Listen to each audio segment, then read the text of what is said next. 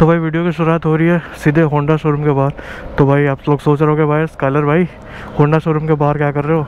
तो भाई एक्चुअल में रिव्यू करने आया था SP125 ये जो नई वाली आई है, बट मेरे को ये लोग थोड़ा सा पुराना वाला दे रहे थे कि आप सर ये वाला रिव्यू कर लो। मैं सोचा कि यार एक साल पुराना, मतलब इतना सा पुराना यूनिट है, मुझे नए वाले का करना था और उसकी टेस्ट राइड आप लोग को शो करनी थी। तो भाई मैं इधर आया था प्रकाश होंडा। तो यहाँ से तो हो नहीं पाया, बाद में देखता हूँ अगर अपने आसपास वाले एरिया में अगर कहीं से दूसरी मिल जाती है तो वहाँ से ट्राई कर लेंगे। तो एक बार मैं सोच रहा हूँ या तो एक बार मार्केट में अच्छे से आ जाए तो फिर मैं लेता हूँ, या फिर अगर अपना कोई फ्रेंड खरीदता है तो मैं उसकी बाइक लेके रिव्यू करूँ। चलो भाई होप करते हैं भाई अपने पास एक दिन ऐसा भी है कि मुझे शोरूम ना जाना पड़े, हीरो वाले या होंडा वाले डायरेक्ट अपने इवेंट्स के लिए इनवाइट करें। आएगा कभी ना कभी तो वो टाइम आएगा ही आएगा। तो भाई बाइक नहीं मिली तो क्या हुआ, इन्फॉर्मेशन तो मैं अभी भी दे ही सकता हूँ आप लोगों को। तो चलो बिना किसी देरी के इस अपने वीडियो को शुरू करते हैं। So hello everyone and welcome back to the channel Skyler Xtreme. Hope करता हूँ सब लोग बढ़िया हो गए, व्लॉग्स एंजॉय कर रहे होगे। तो भाई हमारा आज का टॉपिक है जो SP125 होंडा की जो नई लॉन्च हुई है, क्या वो एक्सट्रीम 125R से बेटर है या नहीं। तो भाई जो लोग मेरे व्लॉग्स देखते आ रहे हैं तो उनको तो भाई एक्सट्रीम 125R के बारे में पूरा अच्छे से डिटेलिंग मतलब पता ही होगा। बात करते हैं नई वाली होंडा SP125 की। तो भाई जो नई वाली SP125 आई है वो जनरेट करती है ऑलमोस्ट 10.7 bhp की पावर एट 7000 RPM और 10.9 न्यूटन मीटर का टॉर्क एट 6.500 RPM, मतलब 6500 RPM पे।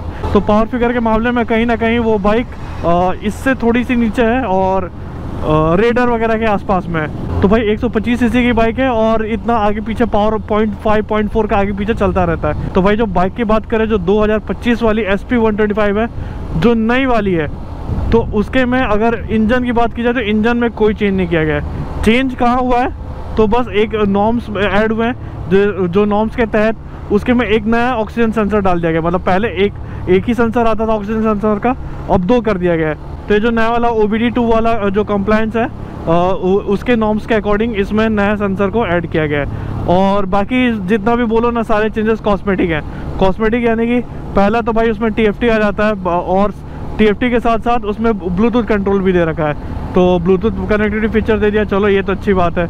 साथ ही साथ उसके में गियर पोजीशन इंडिकेटर भी है, कलर TFT डिस्प्ले है, ये तो ऑलरेडी बता दिया। RPM इंडिकेटर आ जाता है और भाई साथ ही साथ उसमें ऐड कर दिया गया है यहाँ पे स्विच। यहाँ पे देखो इस वाले पोजीशन पे यहाँ पे 4 स्विच ऐड किया गया है और सारा कंट्रोल जो मेन्यू वगैरह का है सारे इसी से ही कंट्रोल होता है। इसमें जैसे मान लो यहाँ पे 2 स्विच दे रखा है ना, उसमें वो सब स्विच वगैरह भी नहीं है, सारा कंट्रोल हैंडल पे ही दे रखा है। तो ये भाई चलो अच्छी बात है, मतलब होंडा ने अच्छा काम किया है। दूसरा अगर उसके मेजर चेंज की बात कर रहे हैं तो भाई आगे का जो हेडलाइट है उसके में DRL ऐड कर दिया गया है। पीछे का जो टेल लाइट का सेक्शन है उसको चेंज किया गया है, उसमें M टाइप का बना हुआ है, M टाइप का बना हुआ है। तो उसके पीछे M टाइप का बना हुआ है जो कि बहुत ही अच्छा लुक देता है बाइक को पीछे से।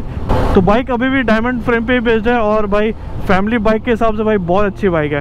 तो भाई अगर उसके ग्राउंड क्लियरेंस की बात की जाए तो 160 mm का ग्राउंड क्लियरेंस होने वाला है और इसके थ्रू अगर कंपेयर करें तो भाई इसका 180 mm का ग्राउंड क्लियरेंस है। तो ये भाई कहीं ना कहीं बाइक ग्राउंड क्लियरेंस के मामले में उससे ऊंची है।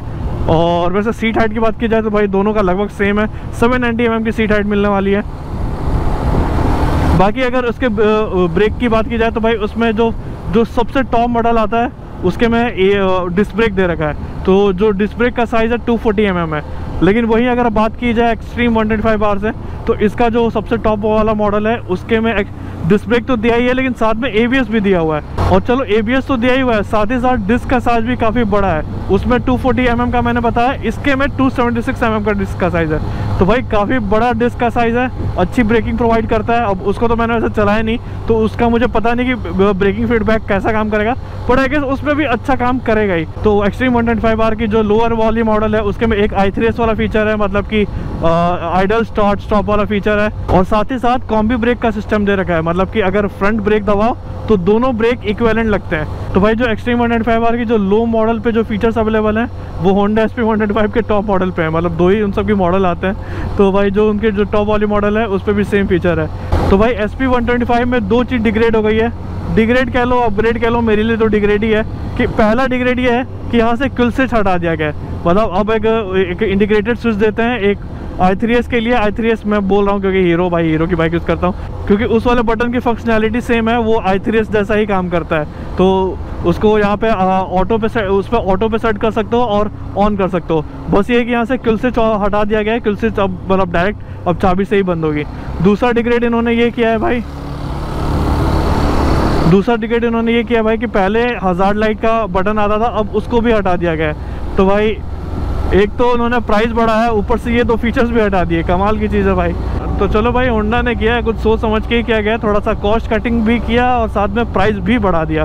प्राइस ऑलमोस्ट मान के चलो कि एक्सट्रीम 125R से 5000 अभी भी सस्ती मिलती है, चाहे वो टॉप मॉडल से कंपेयर कर लो, चाहे लो मॉडल से कंपेयर कर लो, 5000 सस्ती है। लेकिन जो पिछले साल की SP 125 थी उस वाले से उसका रेट बढ़ा है, ऑलमोस्ट 7000 रुपीज़ उसका बढ़ गया है। तो बस यही वाला सीन है कि 2024 वाले से उन्होंने रेट महंगा कर दिया। अच्छा चलो, रेट महंगा तो किया, आगे अभी भी हेलोजन इंडिकेटर्स हैं, आगे भी और पीछे भी, कम से कम वो तो अपग्रेड कर देता है यार।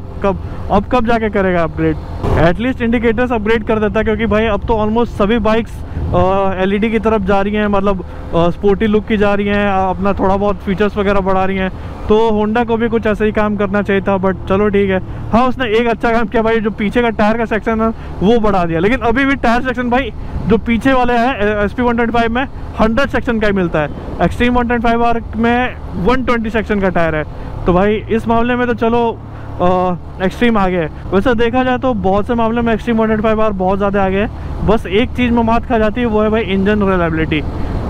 एक्सट्रीम का भाई मतलब ये नया टाइप का इंजन यूज़ किया गया है, स्प्रिंट EBT वाला नाम से, ब्रांडिंग के नाम से दिया गया था, लेकिन बहुत लोग में कंप्लेन आई है कि उनका इंजन मतलब आवाज़ कर रहा है, ये कर रहा है, वो कर रहा है। तो बहुत लोग को इशू है। देखो अभी तक वो इशू मेरे को तो फेस नहीं करनी पड़ी, बट सिंस मेजोरिटी को ये ज़्यादा इशू फेस करनी पड़ रही है कि इंजन रिलायबल नहीं है, तो मान के चलते हैं भाई होंडा का इंजन ज़्यादा रिलायबल है as compared to Hero Xtreme. वैसे SP 125 अपने इंजन की वजह से ही बिकेगी, क्योंकि उन्होंने फीचर्स तो खास अपग्रेड नहीं किया, TFT पे मतलब पूरा का पूरा पैसा डाल दिया है, बाकी हर जगह कॉस्ट कटिंग की हुई है। तो एक बार वैसे मेरे को SP 125 हाथ लगने दो, नई वाली मॉडल, फिर मैं साइड बाय साइड कंपेयर करूँगा और टॉप स्पीड टेस्ट का भी कंपैरिजन लेके आऊँगा, तो उससे थोड़ा सा आपको ज़्यादा बेटर होगा समझने में। ये तो बस मैं एक इन्फॉर्मेशन देने के लिए आपको वीडियो बना दिया, क्योंकि भाई मैं इंटेंशन से ही निकला था कि आज वीडियो शूट करनी है SP 125 पे, आपको राइड रिव्यू देना है, उसका कंफर्ट लेवल बताना है कि कितनी कंफर्ट लेवल है।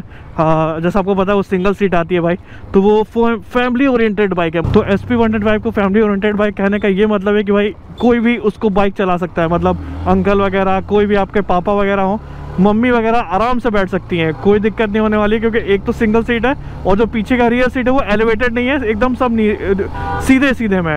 और कंपेयर करो तो भाई देखो, ये भी डायमंड फ्रेम पे बेस्ड है और वो भी डायमंड फ्रेम पे बेस्ड है, बट इसका जो पिलियन वाला सीट है ना, चलो मैं मानता हूँ वो अनकंफर्टेबल है, थोड़ा सा ऊंचाई पे दे रखा है। तो ये वैसे बाइक देखा जाए तो फैमिली के हिसाब से नहीं है, ये स्टूडेंट्स के हिसाब से है और यंगर जनरेशन के हिसाब से है, जो ऑफिस वगैरह जाना चाहते हैं, और वो पूरी प्रॉपर और वो उस टाइप की कह सकते हो टिपिकल फैमिली के लिए, जिसमें आगे पापा बैठ के चला रहे हैं, पीछे मम्मी है, बीच में आपको उनका बेटा बेटी है, जो भी है, मतलब पूरी फुल फैमिली पैक बाइक। तो जैसे ये 3 लोग बैठे हैं, ये 3 लोग अपना आपस में बैठ के मज़े ले रहे हैं, सेम आप SP 125 के साथ भी कर सकते हो।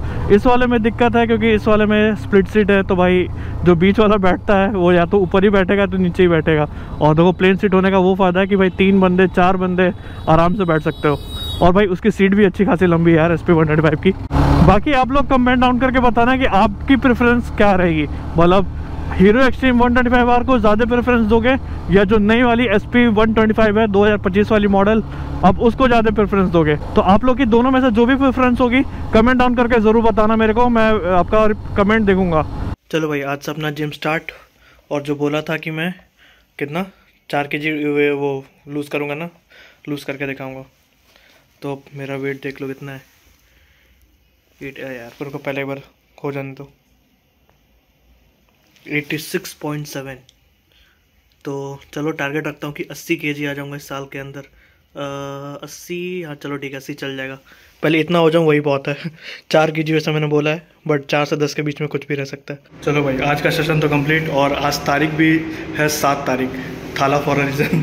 तो भाई ऐसे ख़तरनाक दिन मैंने जिम ज्वाइन किया है। तो भाई आज का सेशन तो कंप्लीट, मुश्किल से मतलब मुश्किल से क्या नहीं, 1 घंटा तो कर ही लिया होगा, 1 घंटा अच्छा खासा एक्सरसाइज कर लिया, और टारगेट रखा है भाई, मैंने आपको पहले भी बता था कि टारगेट है मेरा 4 kg का, बट थोड़ा सा बार बढ़ा रहा हूँ। मतलब मैं सोच रहा हूँ कि मिनिमम 4 kg लूज़ करूँगा, मैक्सिमम 10 kg। तो देखते हैं, एटलीस्ट मिनिमम कर लूँ, वही मेरे लिए बड़ी बात है। और अभी फ़िलहाल देख सकते हो फिजिक्स वगैरह कैसी है, कपड़ा खोल के दिखाना पड़ेगा, लेकिन देखो पेट निकला हुआ है, बहुत भयंकर पेट निकला है। तो चलो देखते हैं कितना टाइम लगता है अपने को पतला होने में।